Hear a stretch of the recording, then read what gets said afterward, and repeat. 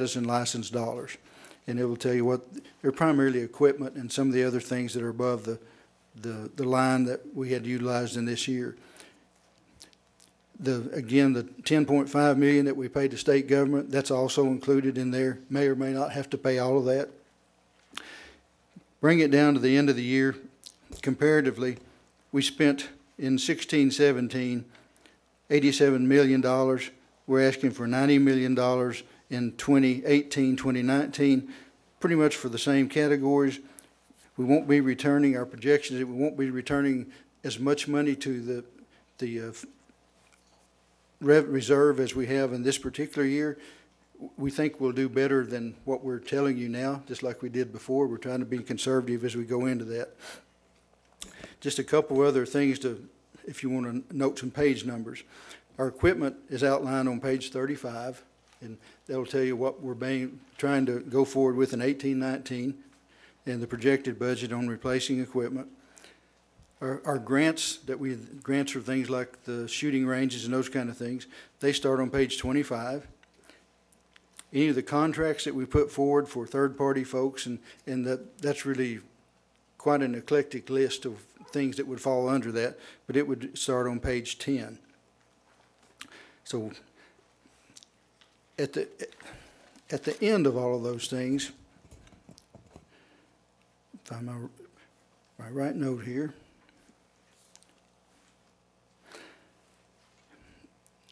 In 18-19, we expect to end up the year with a reserve balance of $40 million. And that's the year we're asking you to approve. In 2021, we expect to end up with a balance of $38 million. And that is our projection of where we will be based on what we will actually spend. It's not the formula we used to utilize where we'd come in and tell you if everything's spent and everything's budgeted, here's where we'll be. These are where we actually think we'll be. So at the end of that year, that's where we think we'll be, $38 million. This might be a good time. Chairman Woodson asked during the budget meeting, how does our reserve balance that the commission came up with, that being $18 million, we projected that we should never fall below that, and that was a commission decision based on how much we thought we would spend in like 3 months of operating expenses plus a couple of things. We went over that figure with the folks at Finance Administration, how the state rainy day fund is put together and all those kind of things. We are way high compared to those. So if we utilize the same percentages, the same method that the state of Tennessee uses to establish theirs, we'd be somewhere in the neighborhood of 3 to 5 million as opposed to 8 million. So with that, Mr. Chairman, I'd be glad to, and I've got a lot of folks here that know all the details, that if you have any particular questions, but we'd be asking you to approve the expansions and a budget of the $107,786,000 that we talked about a second ago, which includes the carry forwards, and then also a budget of $90,433,000 going into 18-19. Thank you, Director Carter. Questions? Commissioner Baker? Yeah, over there on page 14, you've got at the top, you've got a budget amount there for $170,000, and the vendor's UNK. Do we know what's that for? Whose budget is that? 1782. McKinney? Do you know what that? That's not an environmental services budget. It's 1782. Yes, sir. All of mine start with 77. Probably region 1.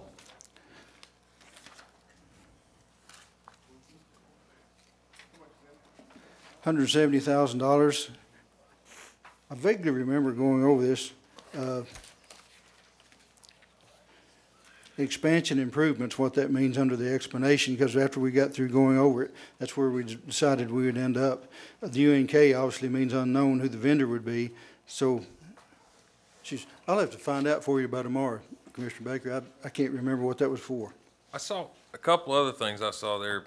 We have got some different biologist questions here on the fish side, and I know in this particular room, I see one, two, I see like 5 really good, top qualified biologists. I'm just wanting to know why do we want to reach outside of, we got some of the best biologists in the state sitting in this room and some of the most horsepower. Why would we want to budget some biologist money outside of that? Primarily because when we go to the university, they have a particular topic, and that's the thing that they're going to be studying or doing whatever we ask them to do.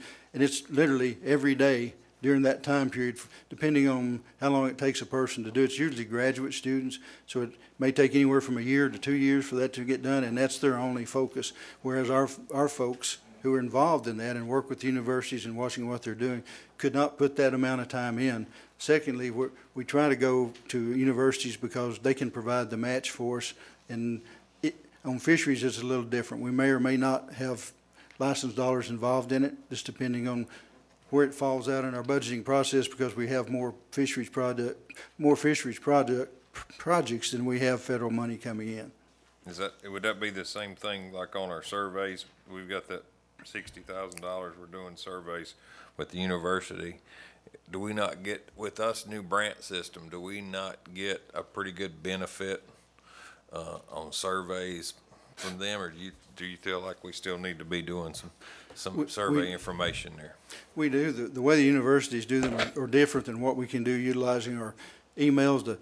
To do a survey by internet or through an email thing, there has to be a lot of qualifiers in it to keep people from biasing the survey by answering multiple times or utilizing somebody else's computer to do it multiple times. So the universities do it completely different, and it's a way to utilize 2 different systems to get more information. Anybody else? Same, page 28, we had down at the bottom, item 1150. It's got for $40,000, and it's kind of, do we know what that's for?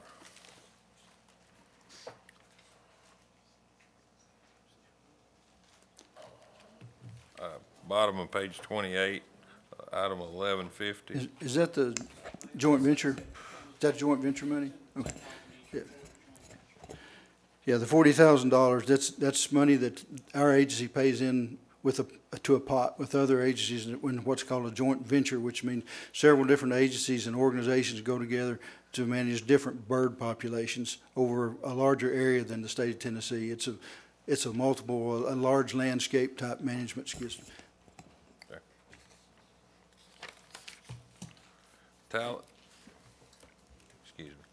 Go ahead. One last thing, that Tallahassee fund, page 30, down at the bottom.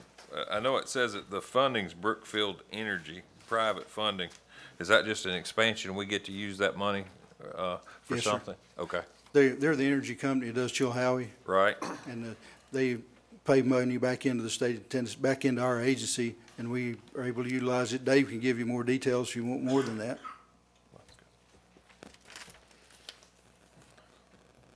Oh, one other question, I'll be done. On page 34, we've got forest land on the Cherokee. I'm sorry, what'd you say, sir? I'm sorry. On page 34, the forest land on the Cherokee, we've got conduct wildlife habitat enhancement activities on selected wildlife openings on the Cherokee National Forest. Yes, sir. We've got $80,000 up in that. How many acres do you think we're getting of enhancement per year for that? I know you probably don't know that off the top of the head. Can you ask, does anybody here would know that, or something you could have for tomorrow, please? John Mike would come closer than anybody to knowing, but it's an arrangement we've had with the U.S. Forest Service for a number of years, where we actually pay them money to do habitat enhancement and some road maintenance on the Cherokee, the North Cherokee. Okay. John, you got anything to add to that?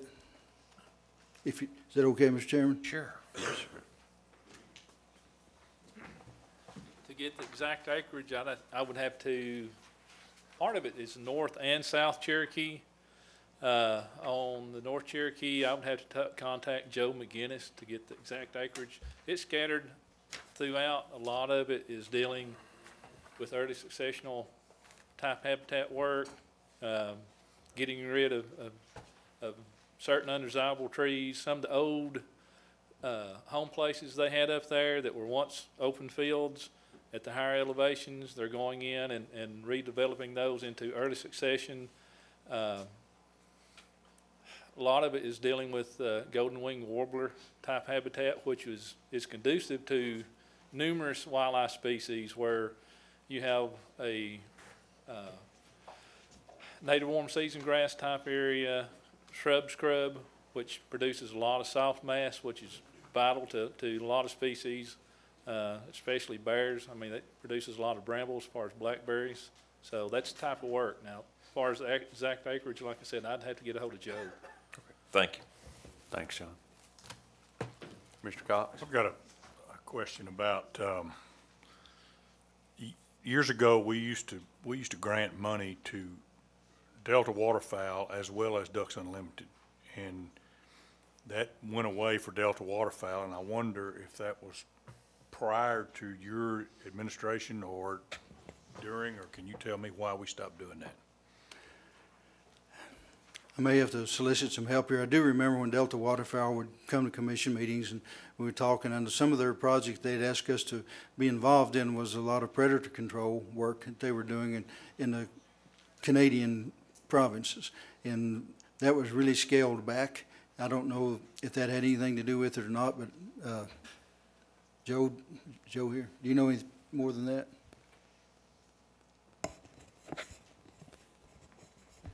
Good afternoon, Joe Benedict, Assistant Chief of Wildlife. Just a note about Delta waterfowl. I've talked to Mr. Bryce with Delta waterfowl in the last 2 or 2.5 years, and he's asked the same question. You know, what kind of funding do you guys have available?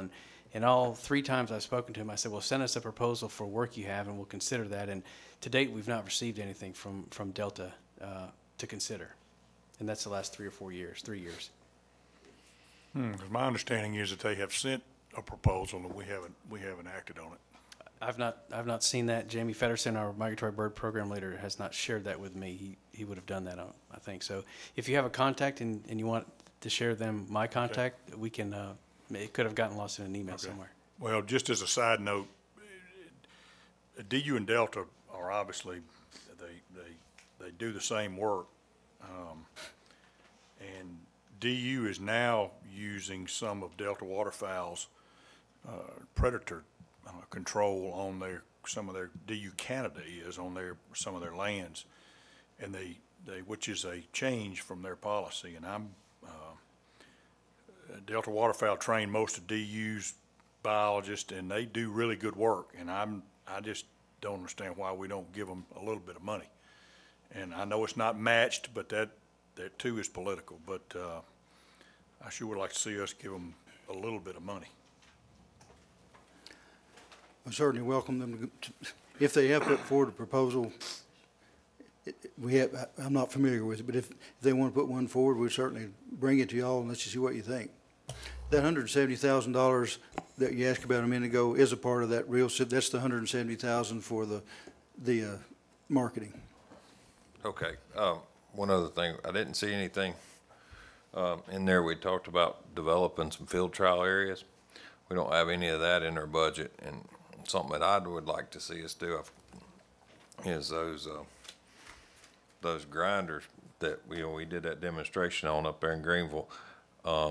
We spend all this money on equipment and this program and that program, and we've got WMAs all over the state that are grown up right now that we could really be developing real acres with. We could be taking stuff that's already grown up and be grinding it down and making 4 and 5 acres a day that we could be turning into better habitat for wildlife. I'd like to see us consider an expansion for one of those, at least one this year and possibly one next year, that we start moving around the state instead of replacing some other stuff. I really feel like that our sportsmen would be better benefited on better managing some of our existing WMAs. We actually talked about those machines in our budgeting process and looked at where we might utilize them best, but we can certainly reconsider that. Anybody else? Any other questions for Director Carter?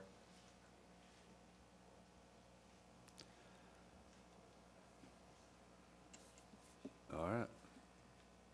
Do I hear a motion from a committee member? All right. Got a motion for approval. Got a second from Commissioner Stroud.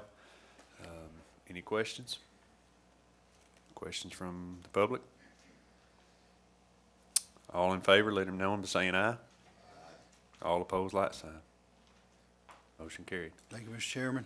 Director Carter, I would like to again thank you for all your work and all of the agency staff's work. I know it was quite a task, and I wouldn't want to go through that every year if I was in that position. But what a task it is. But seriously, thank you for the job you've done.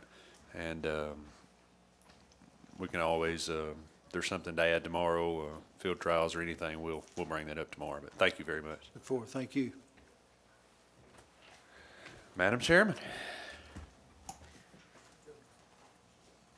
Does anybody have any questions before we conclude our day? Okay, with that, tomorrow morning we will be reconvening at 9 a.m. Is that right, Director Carter? And Bobby's nodding, so that is great. We will be reconvening at 9 o'clock tomorrow morning. And Director Carter, do you have anything before we finish up for the day? You sure? Oh, If come on. possible, just to, Nobody knows what to do. We've gotten out so early, so. if I could meet with you three officers just for a second after it's over, I'd sure appreciate it. Excellent, thank you. I got one thing since we got lots of time. Oh, I'm sorry. Director, I failed to ask you about this morning. I talked to Don earlier, and I think we've discussed a retention and recruitment committee meeting perhaps with Mark Duda and the Brant Marketing Group sometime before the September meeting, maybe the morning before the committee meeting or something to. So let me give you and I actually have intended to visit with you about this. For those of y'all to catch up, Commissioner Cox made an excellent suggestion to bring an individual who's got some very important work that he's done, recommendations. I think works as a variety of consulting arrangements with different states on retention and recruitment. Perhaps to bring him in. There is a financial implication to him coming to share his knowledge with us. And so, although it's a relatively, it's certainly an open topic. The question that I think Director Carter and I have had is retention and recruitment definitely, but perhaps if we're going to have an expense in bringing him in for a thoughtful conversation, would it make sense to bring our partners in with the Federation and other key partner groups that might help us think about it, trying to really understand what our goals are for that conversation. So I've asked Director Carter with his team to kind of figure out, with Commissioner Cox and myself, figure out what our goals would be when we bring him in, because we will have to resource that. I think it's less than $5,000. Is that what I understood? It was a little over 10 at first, and we're moving in the right direction, I think. And so we're trying to figure out exactly what that might do and how we can make sure it complements the really forward-looking work that's already getting integrated with the Brant strategies that have come in over the last year. So yes, with a question mark on helping us kind of fine-tune what we want to accomplish in that convening and who all definitely needs to be there. But I think it's a great idea and would love to make that work. I'm not exactly sure that that'll be able to happen before September, but it's definitely. I sure hope so, because it's something that Brant's going to start working on, and if we're going to spend this kind of money and hopefully for the best results, getting a person like Mark to come in and do an instructional seminar, I think $3,000 or $4,000, whatever it is, would be money well spent to make sure we have the right direction and demographics and all of his research to talk to the marketing group and to us. And I think Commissioner Stroud's got something. Well, I think, we talked about this a while ago. I think there needs to be a committee meeting, either on the phone or whatever, but we need to get our ducks in a row before I think we meet with these people because there's some processes and stuff we're gonna need to go through in order to give them their tools to help us. And, you know, we discussed this, Bill, and I just think we need 10, 15 minutes, whatever it is, but there's some things that we need to get together. Don, maybe we can put something together and talk about that. That's up to you, Bill, as how you want to do that. But I definitely think we need to have something before that. Great.